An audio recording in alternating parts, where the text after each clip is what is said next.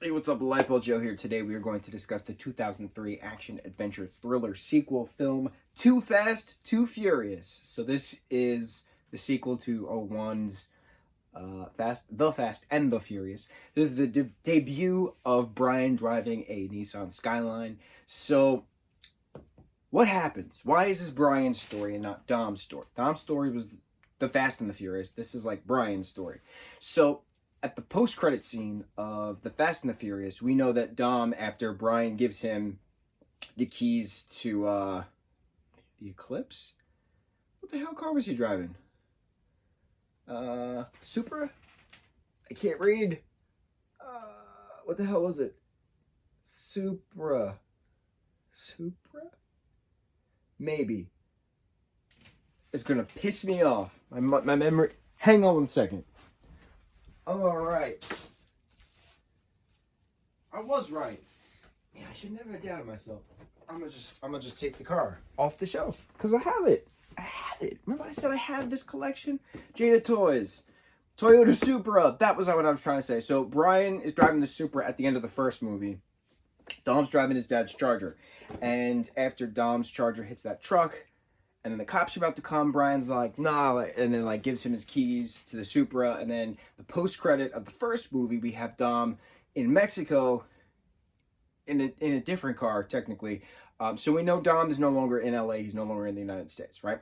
So it's referenced in this film that Brian gave Dom the keys to his car. Why did Brian give Dom the keys to his car? So this takes place in Miami, Florida. It centers around Eva Mendes playing this character of Monica. She works with customs, with CIA or something like that. And Brian is no longer a cop. He's no longer an LAPD officer because he gave his mark a way out. So he goes to Florida, where he grew up, in Barstow with Tyrese Gibson's character of Roman Pierce, right? So then we have Ludacris's character of Tej in this film as well. These are their introductions, and they're very big and powerful characters moving forward throughout the franchise. So the FBI and Customs are working together on something, right? And they know that the Argentinian smuggler who lives in Miami, his name is Carter Verone, he has had Eva Mendes' character with him for about a year, you know, as his like right-hand man, like convincing him that she's his right-hand man and like making operations and stuff. But he has, you know, Miami police in his pocket, and he owns a bunch of nightclubs. Like he's a big cartel person, right? Carter Barone that he is. So the objective of this is, of course, the street racing involved and all awesomeness with the Skyline, which then gets smushed in the beginning of the film, and then Brian just moves to car to car to car. But Brian and Roman are brought on by the FBI to get their records wiped completely clean if they drive under Monica's influence for Carter to have them like basically run money from one spot to the next, right? So they initially think that they're going to be driving money from a place, a trailer park, to an airstrip. So Customs is all prepped, ready to go to the airstrip, but it's not the airstrip they're going to. They're actually going to a dock to get on a boat. And then Carter figures out that Monica was actually the mole because he only told one person about an airstrip. So how did all the officers know about the airstrip unless somebody told? So, ergo, big fight scenes and blood and smacking people. But this is an awesome film. All of the films are awesome because the cinematography is insane, and the soundtrack is just so relevant for the time. You got Ludacris singing the main song, and he's in the film. So you had Ja Rule in the first one singing the main song, and he's in the film. Like I said this about the first one, Fast and Furious films are all about culture. That's it. That's the films. There are soap opera drama the more we go on, and the third film, where are my fingers? The third film, Tokyo Drift, the Fast and the Furious Tokyo Drift, is the most important film in the entire franchise because of the story. The seventh film, Furious 7, was the most important because of Paul dying and trying to figure out how the hell to finish it, and his brothers had to come in.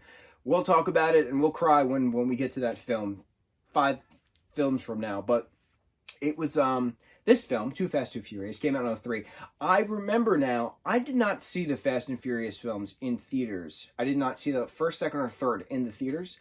I saw the fourth one and then on in theaters. Because I was not a car guy back then.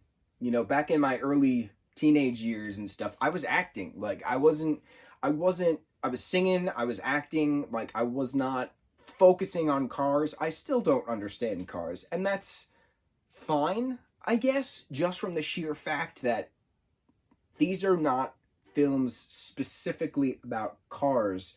These are films that expand into the entire world of culture, seeing what is relevant, what are people wearing, the atmosphere of the specific location that we are filming in, the music, the scene, the aesthetic. I've said this a bunch of times. I will continue to say this a bunch of times, but this film takes place Miami, Florida, just in Florida in general. We go to the Keys at some point. So it's not really country hopping as the other films tend to do. But again, this is important building on a universe, right? So we start the first film in Los Angeles. The end credit scene has Dom in Mexico. And then now this film, Too Fast, Too Furious, came out in 2003. A lot of T sounds there. It takes place in Florida. So right now we have a triple effect. LA, Mexico, and Miami, Florida. What's next? The third film's all about Tokyo. So it's great. Also, Suki being in this film, being a Japanese, is she half Japanese? I don't know if the actress is half Japanese or not. She might be full Japanese. I don't know. But to have this female Asian driving in a main team, I thought was really cool on a representative front, because you have Brian the white guy, you then had Suki the Asian girl, you had Roman Pierce, the black guy, and then you had Tej, who... What is Ludacris's background, now that I think about it? I don't know. I should know these things. I should know the ethnicities of the actors that I'm talking about. Anyway, it wasn't one singular ethnicity represented in a cast. It was multicultural. That's what's awesome about these films. Inclusivity through multiculturalism. Those were very big words. I apologize. Screw that. I don't apologize. I'm gonna take my car. I'm gonna dust the top of this off because it needs a good dusting. And what year did this come out? Yo, Jada makes incredible toys. You can't find these anymore in stores. They used to be like all over Target, but you can't find these anymore. And they also changed the packaging. 2015. So I want to say like 2017 they changed the packaging. So you see how the car faces this way? When they changed the packaging, the car now faces the other way. But it doesn't have this like cool blue effect. It's just like black. And then when they changed the packaging, I was like, I like the first way better. It looks so much sleeker. It's like cool. It's like angled. It's got like Fast and Furious, right? Toyota Supra. It was cool watching Suki like put the sticker on like in the film. I thought that was pretty neat. Yeah. Too Fast and Furious. Awesome film from 2003. Go check it out. I'm sure you've seen it, but watch it again. You're going to pick up on these little things. Carter Verone is very important, you know, knowing that name. Monica, as a CIA agent, very important. Obviously, Tej and Roman being thrown into the mix. We don't see Suki again. I want more Suki, but, like, we get more of Brian's backstory. Like, it's pretty awesome. What will the third one bring us? Let's watch it and let's find it. Mucho mahalo.